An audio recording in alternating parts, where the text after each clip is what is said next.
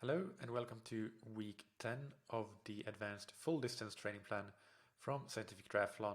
I hope you're doing well. I hope you're enjoying your training as we approach soon the midpoint of the training program. Not quite yet.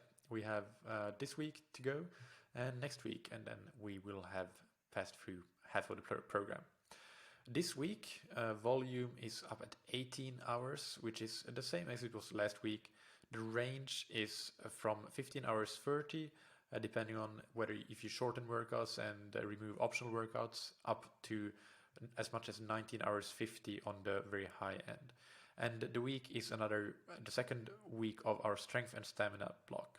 So it will look very similar to last week, with the main difference being some small progressions we do in some of the harder workouts. One thing that I want to mention as a coaching tip this week before we go into discussing some key highlights or workout highlights of the week is that you should continuously be assessing your fatigue, and it's okay to feel tired every once in a while or feel tired for a day or two, but what you don't want to happen is that you from one week to the next feel that you're getting more and more tired in terms of your average fatigue level from week 10 should be similar to your average fatigue level from week 9 and week 11. You don't want week 10 to be much more fatiguing or feel much more fatigue in week 10 compared to week 9, and equally week 11 to be much more fatigued than week 10. Then you're accumulating fatigue, and that happens at an earlier point in the program when you are still really building up from a lower load. But now we have been training at a reasonable training load for quite a long time already. So at this point, you should be experiencing fairly stable fatigue levels. So if you feel that you're accumulating a bit too much fatigue and you're not able to recover week to week, then perhaps reducing the volume by using the adjustable duration workouts and optional workouts, that might be a good idea as a first step to see if that helps.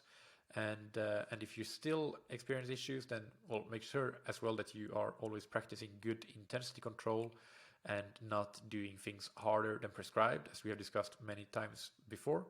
But also at some point you might need to decide to take a rest day, even if it's not in the schedule. Remember that these training plans are meant to be tools that you use to empower you to get the most out of yourself on race day, but they are not the be all end all. It's not God himself that has created these training plans or anything like that. So a great training plan in combination with a smart athlete, that is a great combination.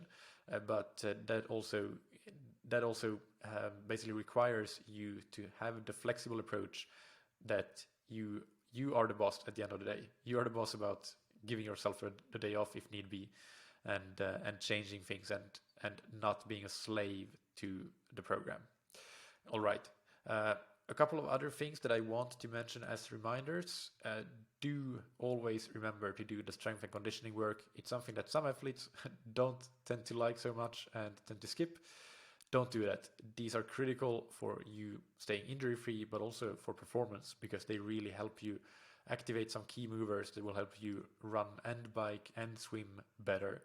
So there's really these are so great return on investment in terms of the time spent versus the benefit that you get, that they're the final thing you should remove from your program, really, in some ways at least.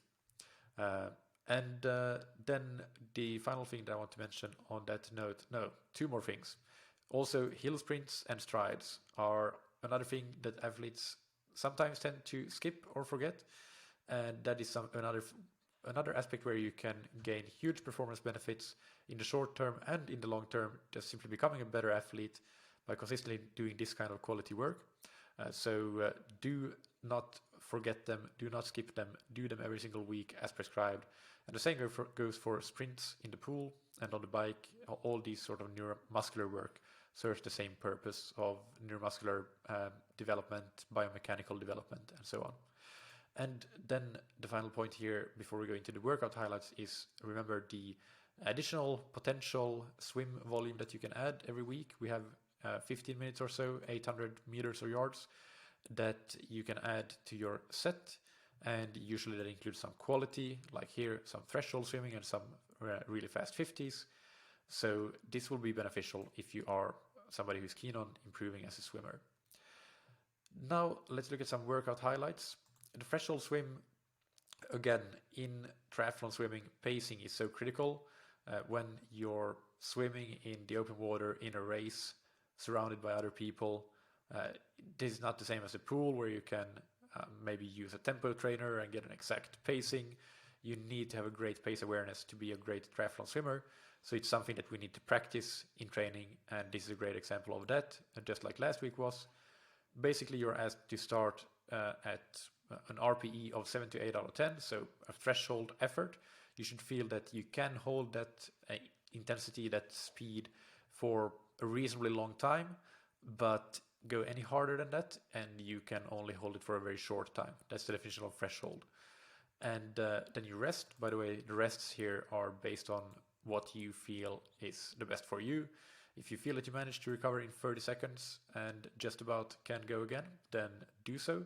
But if you feel that the extra 10 seconds to give you a 40-second recovery is beneficial, then that is also absolutely fine. The choice is yours. But then after you have established your pace in these 200s based on feel, then you should also take note of the time. And you can do that with a pace clock from the wall. You don't have to use your watch in the pool, although you can do it if you want to, of course. I'm not against doing that. So yeah, however you do it, make sure that in the next round of 100s this time, you hold at least the same pace that you did in the 200s.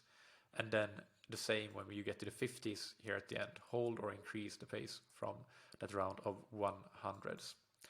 Then we have the lactate shuttling work, which is the same concept, exact same concept, but instead of 3 times 12 in week 9, we have 5 times 9 minutes in week 10. So we progress the total time at intensity.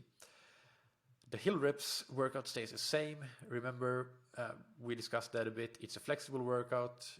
Maybe if you have a long hill where you can be flexible, and maybe last week you did 3-minute intervals, but then you feel that, okay, that went fairly well. Maybe I can do 4 or 5-minute intervals this time. So use that opportunity.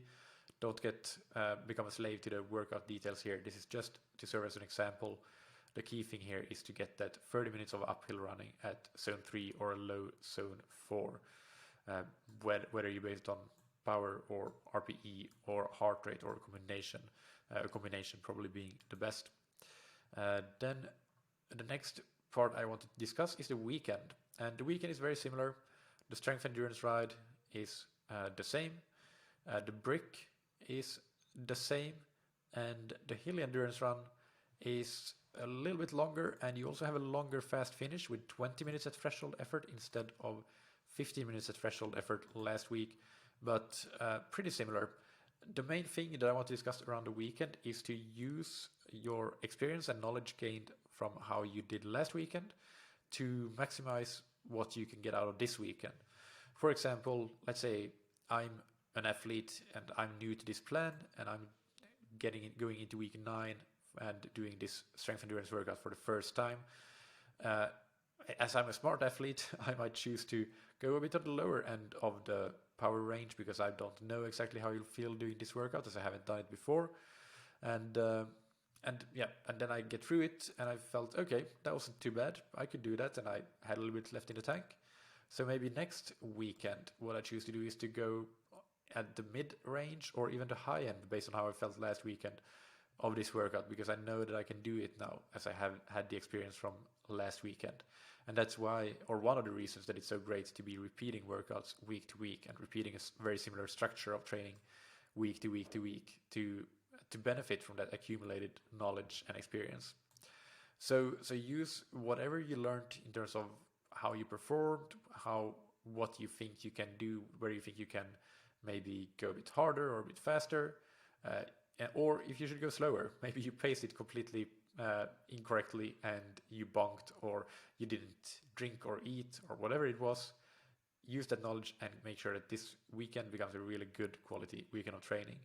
And lastly, remember that this brick endurance run, I talked about it in last week's video. It can be a brick endurance run, and it's great in terms of like you get done with all your training and then that's it. But also you can do it separately if that works better for you. Really, at this point in the plan, the specificity of running off the bike isn't very important. So that's not what it's about really. So your choice. You can do it separately if you prefer that. All right, I hope you have a great week of training, and I'll talk to you next week.